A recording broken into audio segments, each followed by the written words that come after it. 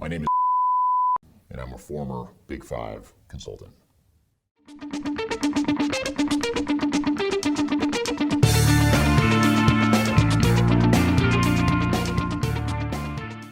I worked at the system integrator for about 2 years before I resigned. And ultimately, I resigned because I wanted to do something that was more aligned with clients' best interests rather than software vendors' best interests. The part of the consulting company that I worked at was working in concert with another part of the company that sold software and sold implementation services. So our job was to go into clients, and one of the big services we provided was software selection. And the answer that we inevitably always came to when we would do these software selections was SAP. And in this case, we had another part of the company that we were referring clients to that focused on selling and implementing SAP.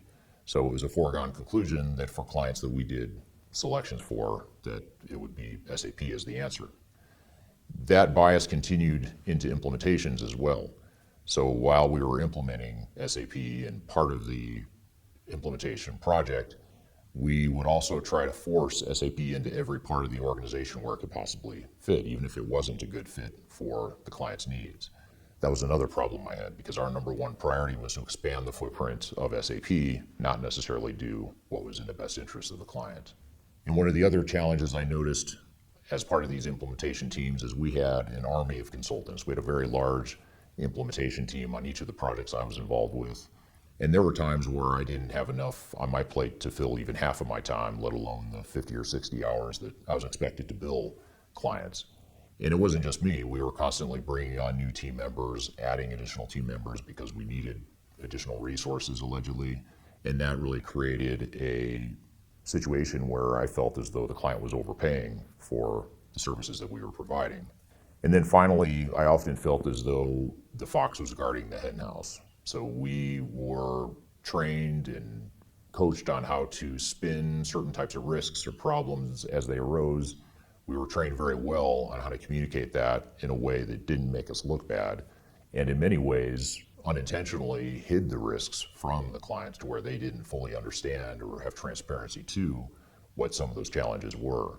So while it was a good experience and a good training ground for me early in my career, these were some of the reasons why I ultimately decided to leave this Big Five consulting firm.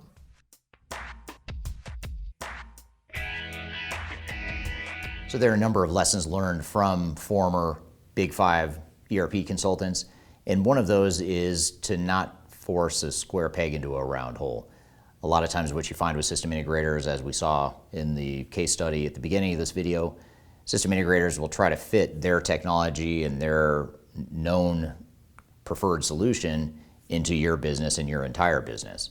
So it's really important to step back and look with an objective eye and a skeptical eye as to what technologies will or won't fit with your business. And oftentimes no technology is okay. You don't necessarily need to automate every part of your business, and you certainly don't need to do it right now.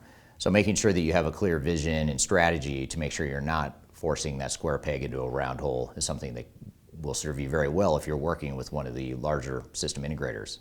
The other thing is to recognize that biases continue even after your software decision is made. So if you've chosen a specific technology or technologies that your organization is going to implement, it's very important that you recognize that even then you're still going to be relying on a system integrator that's potentially going to be pushing that product in ways that it may not make sense. And again, the reason for that is because they have an economic interest in doing so, because they're receiving commissions for you buying more software, and they're receiving more in the way of service revenue for implementing that software. So recognize that bias isn't just in the evaluation and selection stage or the sales procurement cycle. It also continues into implementation as well, and that's something to guard against when you're managing a digital transformation.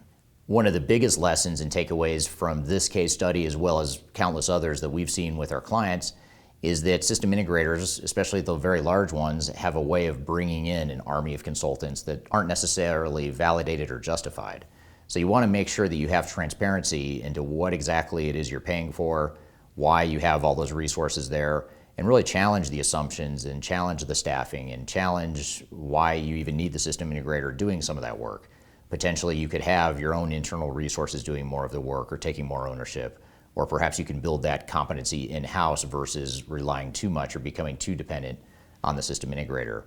And what that does when you've got a large army of system integrator consultants is it creates a sort of a steamroll effect where you're going to get steamrolled because you're outnumbered, and you're outnumbered by people that know this technology really well and you don't know a whole lot about it, and that's why you've hired them.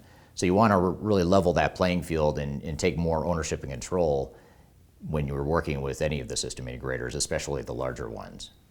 Another thing to recognize from this case study and others that we've seen is that you want to make sure that you don't have the fox guarding the hen house. In other words, if you have a large project team from your system integrator or implementation partner, they have a lot to lose by losing your trust and confidence. So that creates a natural human behavior where they want to put a positive spin on risks and things that could be going better but aren't. But they're things that you need to know, the risks that you need to identify and understand and be able to mitigate. So that tendency to want to bury or hide risks or imperfections in the transformation is a very real problem. And the larger the system integrator, the larger the team, and the larger the contract value that your project entails for that system integrator, the more likely and the higher this specific risk is.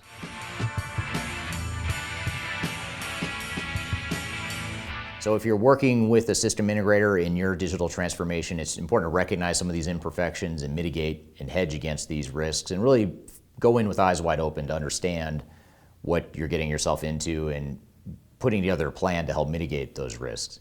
If you're someone who's planning on or is already working for one of the big system integrators, it's important to recognize that there is bias and there's a dark side to some of the benefit you might be getting by learning about consulting by working at one of these system integrators. But regardless of where you are, whether you're hiring a system integrator or you're working for a system integrator, it's just important to recognize some of the pros and cons of that situation. So if you're looking for guidance on how to select and manage the best system integrator for your organization, I encourage you to download the guide to selecting and managing a system integrator for your digital transformation. I've included a link to that download below, so I encourage you to check that out. In the meantime, I hope you found this video useful, and I hope you have a great day.